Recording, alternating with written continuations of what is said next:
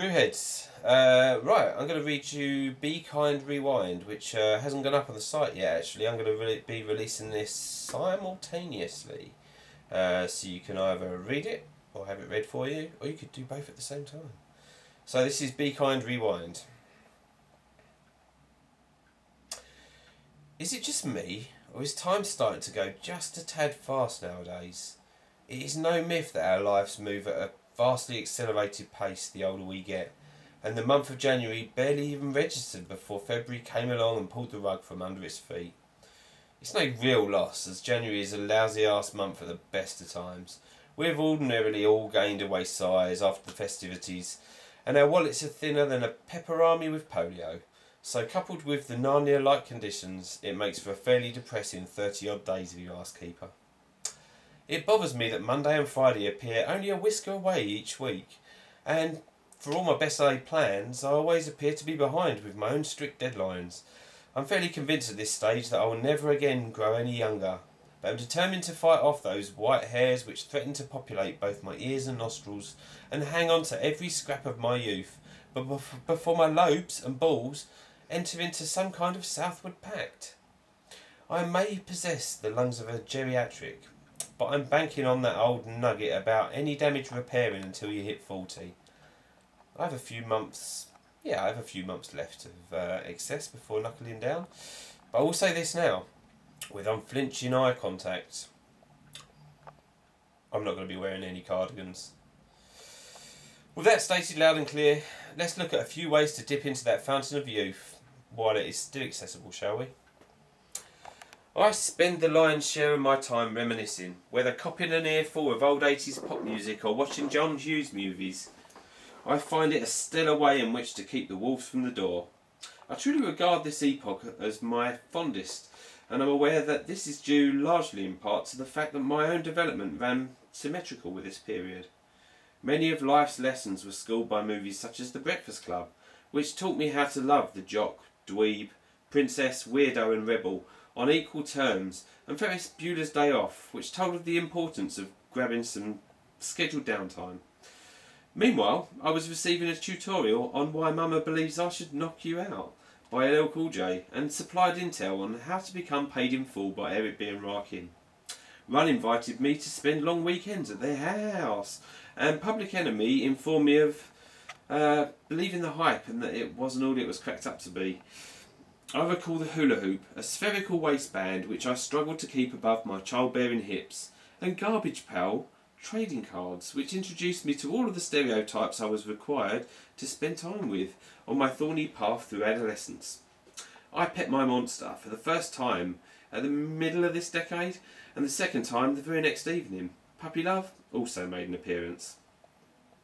I recall those first guttural twinges as it began to manifest, my very first kiss, and the subsequent feeling of demolishment which coincided with receiving news that the object of my affection was, in fact, not nearly as into me as I was her.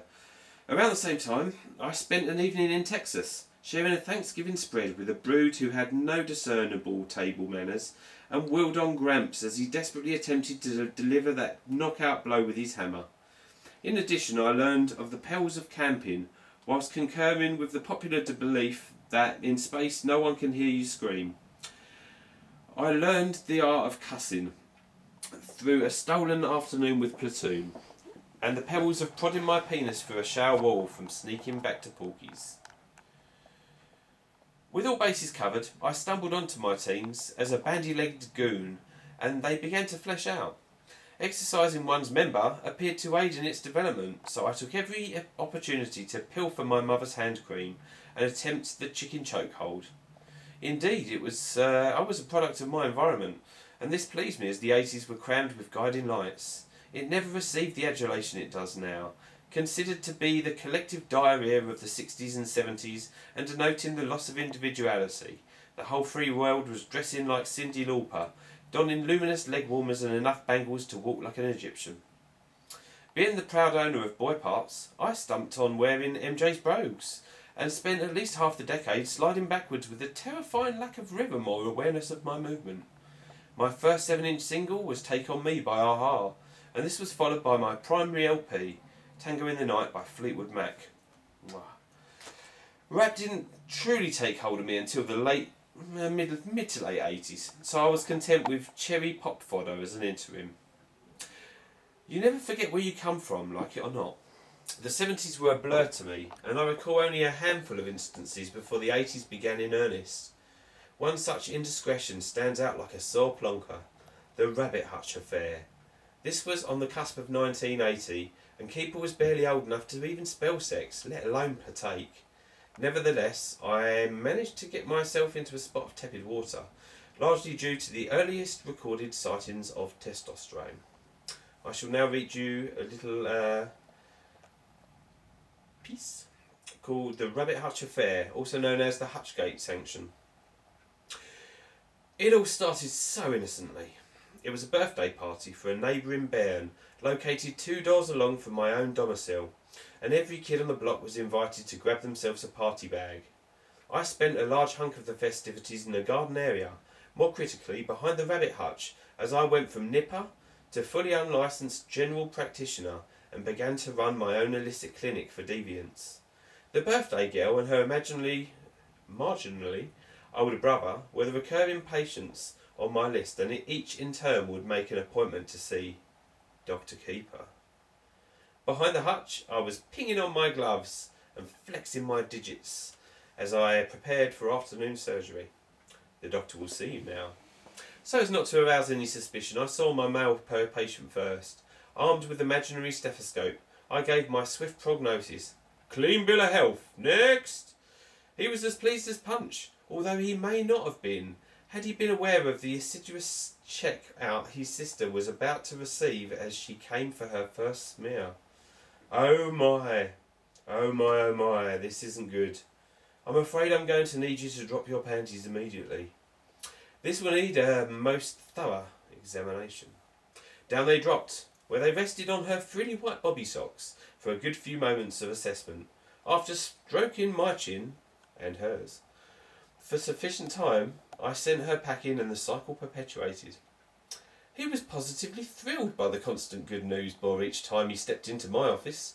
His poor sister, on the other hand, was on the brink of neurosis by around the 3rd rotation.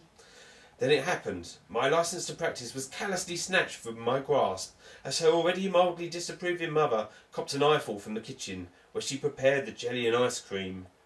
Unfortunately for me, the Rabbit Hutch, the hutch, stood on 4 wooden supports akin to a beach house for rabbits, and I hadn't banked on the peep show I was providing as I scrubbed for surgery. These pure white frilled knickers gave us away as they languished round her ankles, and the penny dropped fast.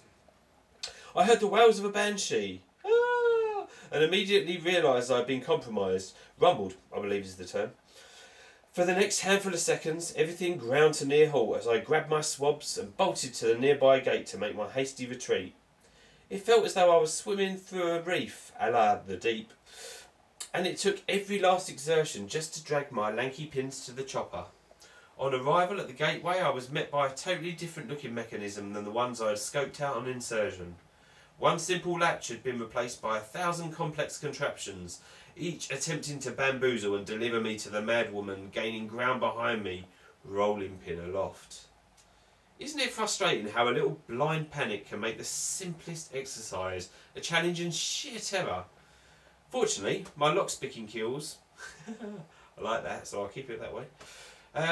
My lock-skicking pills, I'm going to say it the same way, came good for me, and I released my shackles, darting off back to the house, hollering something along the lines of, "I have a very strict code of doctor-patient's confidentiality," punctuated by "Ah!"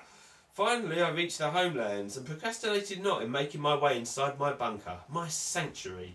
To my absolute horror, this dog with a bone had invited herself inside to give me one hell of a scolding. This is where she came unstuck, as she met stern resistance in the form of my older sister, who kindly informed her to get the hell out of her house. Consequently, I never received my party bag. Next! Okay. I hold on to shit like this, as it reminds me that my hip replacement isn't necessary for a good few years yet, and my arthritic joints are way off. My dentures are my own and don't inhabit a glass of water on my bedside, and my ball bag doesn't resemble bat wings and isn't stuck to my kneecap quite yet. There's still some gas in the think tank. Right. There's still some gas in the think tank, and I fully intend to keep her running for some time to come. Holding those gorgeous 80s so close to my heart helps me to stay a few steps away from the Reaper.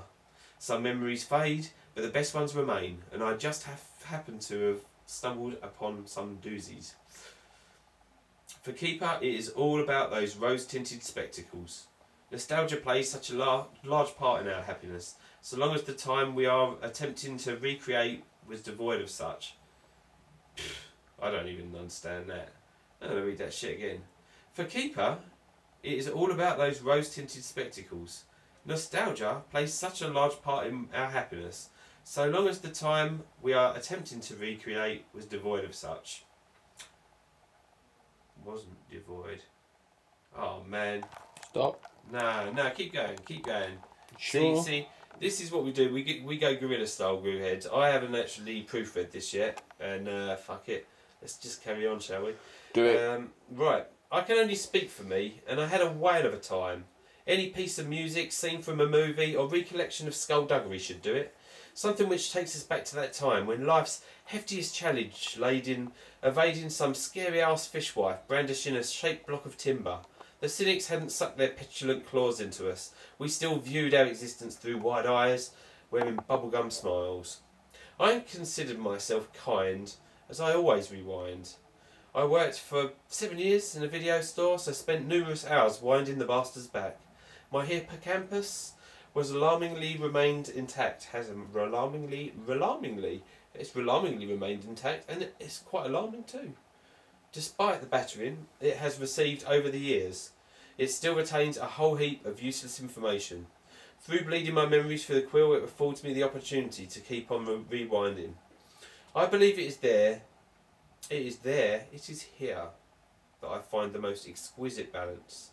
You see, I'm a 10-year-old upstart in the shell of a 39-year-old upstart, so I consider that the best of both worlds. I will never forget where I came from, the route I took, or the importance of the place I am sat now. Every word I scribe for y'all on a thrice daily basis is garnished with rewind, backward glances to times past, and reboots of many of the compromising positions I have found myself in over the years. That shit keeps the walls from the door, and reminds me just how simple life actually used to be.